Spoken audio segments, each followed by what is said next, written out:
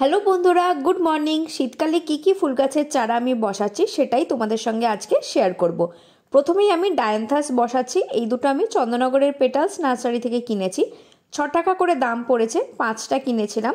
দুটো এই টবে বসাবো। এগুলো অ্যাকচুয়ালি টব নয়, ফুড কন্টেনার। এগুলোতেই নিচে খুব ভালো করে গর্ত করে নিয়েছি। এখানে শীতকালের চারাগুলো খুব ভালোই হয়, আগের বছরও করেছিলাম। ছোট ফার্স্ট পটিংয়ের গাছ নিয়েছি। একটু ঠুকে ঠুকে বার করলেই গাছগুলো রুটস সমেত সুন্দরভাবে বেরিয়ে আসে। মাটি আমি শীতকালের প্রত্যেকটা গাছের জন্যই একইভাবে বানিয়েছি। নর্মাল মাটি, ভার্মিকম্পোস্ট বা গোবর সার যখন যেটা হাতের কাছে ছিল সেটাই মিশিয়ে নিয়েছি, আর অল্প বালি দিয়ে নিয়েছি। আর কোনো সার কিন্তু মেশাইনি, কারণ আমি ছোট ছোট গাছগুলো একদম ফাইনাল পটেই, বড় পটেই বসিয়ে দিই। কারণ বারবার ছোট জায়গায় ট্রান্সফার করে সেটাকে আবার বড় জায়গায় বসাবো, অত সত্যি কথা বলতে সময় পাই না। তাই জন্য একেবারেই বড় টবে বসাই। জল একটু মেপে দিলেই কোনো সমস্যা হয় না। ওভার ওয়াটারিং বা আন্ডার ওয়াটারিং না হলেই হলো, সেই খেয়ালটা কিন্তু রাখতে হবে।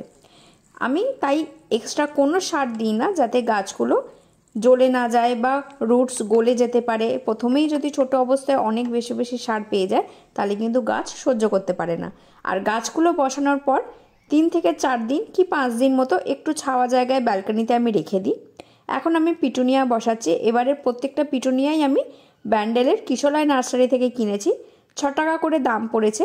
পিটুনিয়ার ডাবলগুলো 10 টাকা করে ছিল, কিন্তু আমি একটাও ডাবল নিইনি, প্রত্যেকটাই সিঙ্গেল পেটালস নিয়েছি। পিটুনিয়ার সবকটা কালার আমি একটা করে গাছ নিয়েছি। আলট্রা স্টার আর হুলা হুপ ভ্যারাইটিটাও একটা করে নিয়েছি। সেটা কি কালার হবে ফুল হলে তারপর বুঝতে পারবো। সবকটা কালার আলাদা করে কিনতে পাওয়া যাচ্ছিল, কিন্তু এই যে ড্যাডি মিক্স বা আলট্রা স্টার হুলা হুপ, এগুলো মিক্স কালার, যে কোনো কালারই তোমরা হতে পারে। পাতা দেখে অনেক সময় ওনারা বলে দেন, তো তোমরা যদি স্পেসিফিক কোনো কালার কিনতে চাও ওনাদের রিকোয়েস্ট করতে পারো। যদি ওনারা পাতা দেখে বুঝতে পারেন আলাদা করে দিয়ে দেন। প্রত্যেকটা গাছই প্রথমবার বসানোর পর খুব ভালো করে জল দিয়ে দেবো, যাতে মাটিটা 1-2 দিন টানা ভিজে থাকে।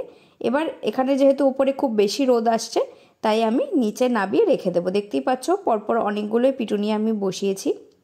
এরপর আমি অ্যান্টেনিয়াম ড্রপ ভ্যারাইটি দুটো নিয়ে এসেছি। এই দুটো করব। এগুলোও 6 টাকা করে দাম পড়েছে। এটা টল ভ্যারাইটিটাও ছিল, সেগুলো 6 টাকা করে। যেহেতু আমি টবে করছি তাই ড্রপ ভ্যারাইটিটাই নিয়েছি। এগুলো ঘন হয়, ছোট হয়, দেখতে বেশি ভালো লাগে। আর আগেরবার আমি এই গাছ করেছিলাম কিন্তু ড্রপ ভ্যারাইটিটা পাইনি, লম্বাটা করেছিলাম। তো সেটা করতে একটু অসুবিধা হয়, লাঠি দিয়ে বেঁধে রাখতে হয়, গাছগুলো ঝুলে যায়, ঝড় হলে বা বৃষ্টি হলে নষ্ট হয়ে যাওয়ার সম্ভাবনা থাকে। আর যেহেতু এগুলো ছোট হয়, পিঞ্চিং করে করে বেশ ঘন করে সুন্দর করে রাখা যায়। এটাও পাতা দেখে ওনারা দুরকম দিয়েছেন, বলেছেন যে দুটো গাছ আলাদা আলাদা রং হবে। আর এটাও আমি এই টবগুলো ব্যবহার করছি, যেটাই গাছগুলো করতে সুবিধা হচ্ছে। কারণ প্রত্যেকটা গাছের জন্য আলাদা আলাদা টব রেডি করা, সেগুলোকে এদিক ওদিক সরানো খুবই অসুবিধা হয়ে যায়। এই রেক্টাঙ্গুলার টবগুলো একসঙ্গে আমি 5-6টা কিনে নিয়েছি। প্রত্যেকটা শীতের গাছ এখানে বসাতে আমার সুবিধা হচ্ছে। এবার আমি কার্নেশন বসাচ্ছি। এই প্রথমবার আমার বাগানে আমি কার্নেশন করছি। অনেক বছর ধরে আমি খুঁজে খুঁজে কোনো নার্সারিতে কার্নেশন পাই না। আমাদের এখানে বিশেষ করে চন্দননগরে কোনো জায়গাতেই কার্নেশন রাখে না। ডায়ান্থাস সব জায়গাতে থাকলেও কার্নেশন খুব কম জায়গাতেই আমি পেয়েছি। এই কিশলয়তে গিয়ে এগুলো পেয়ে আমার খুব ভালো লেগেছে, কারণ কার্নেশন আমার ভীষণ পছন্দের ফুল। ডায়ান্থাসের মতোই দেখতে হয়, কিন্তু ফুলগুলো অনেক থোকা থোকা হয় আর গাছটা একটু বড় হয়, বেশ বড় হয়। মানে ডায়ান্থাস তো ছোট ছোট হাইটের হয়, এটা বেশ লম্বা হয় আর ফুলগুলো যথেষ্ট বড় বড় হয়। দেখতে ভীষণ ভালো লাগে আর ফুলগুলো অনেক বেশি দিন ধরে গাছেও থাকে।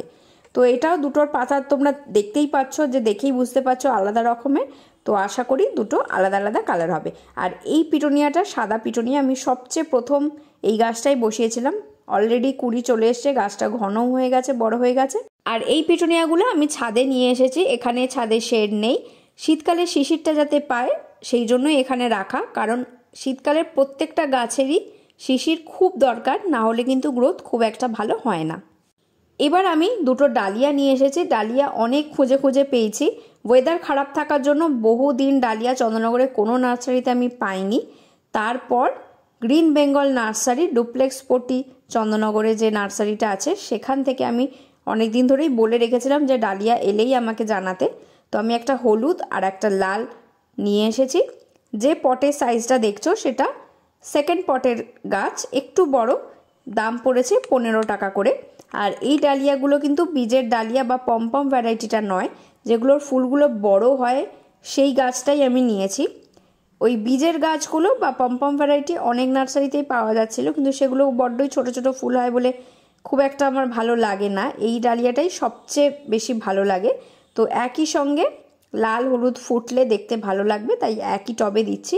কারণ আমার কাছে সত্যি বলতে আলাদা আলাদা এত টব এখন রেডি করাও নেই, অনেক ঝামেলার ব্যাপার, তাই জন্যই একসঙ্গে দিয়ে দিচ্ছি।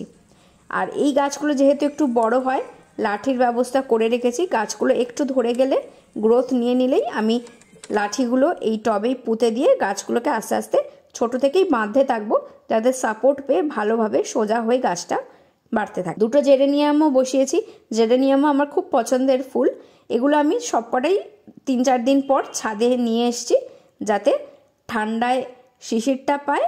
ছাদে শেড থাকার জন্য রোদ খুবই কম আসে, তাই গাছগুলোর গ্রোথ খুব কম হয়। আর ফুলের সাইজও তুলনামূলকভাবে অন্যান্যদের থেকে একটু ছোট হয়, কিন্তু কিছু করার নেই। যখন যেমন যেখানে রোদ আসে চেষ্টা করি টবগুলো সরিয়ে রাখার, কিন্তু রোজ সারাক্ষণ টবগুলো সরানো সত্যিই সম্ভব হয় না। এখানে মোটামুটি 2-3 ঘন্টা রোদ পায় আর শিশিরটা পায়, সেই জন্যই এই জায়গাটায় রেখেছি। তোমাদের দেখাবো আমি অবশ্যই গাছগুলোর আপডেট। আমার চ্যানেলটার সাথে থেকো, ফলো করতে থেকো, সবটাই তোমরা দেখতে পাবে। তো আজকের ভিডিওটা এখানেই শেষ করছি, পরের ভিডিওতে খুব তাড়াতাড়ি দেখা হবে।